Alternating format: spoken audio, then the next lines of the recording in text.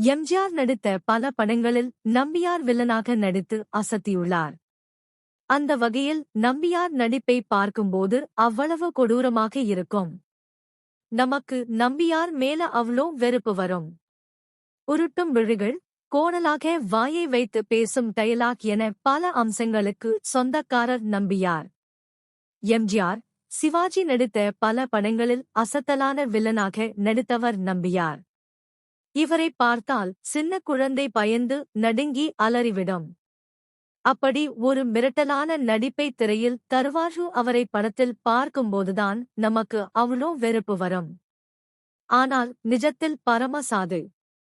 அவர் சிறந்த ஐயப்ப பக்தர்.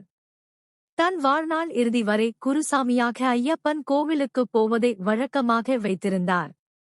ஒருமுறை எம்ஜிஆரை படப்பிடிப்பில் உயிருக்கு போராடும் போது நம்பியார்தான் காப்பாற்றினாராம்.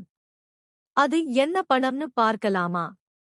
எம்ஜிஆர் கதாநாயகனாக அறிமுகமான படம் ராஜகுமாரி.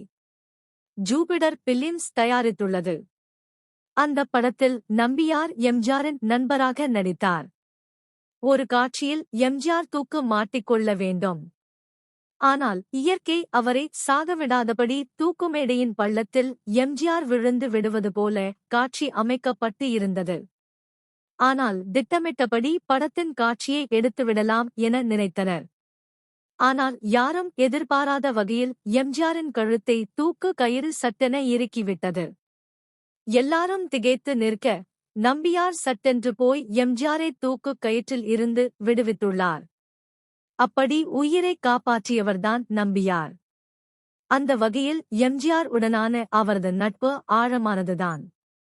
ஏசு சாமி இயக்கத்தில் 1947இல் வெளியான படம் ராஜகுமாரி. முழு கருணாநிதி வசனம் எழுதியுள்ளார்.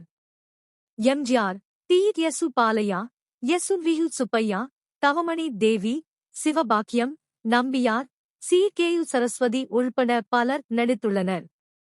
எஸ்.எம். சுப்பையா நாயுடு இசை அமைத்துள்ளார்.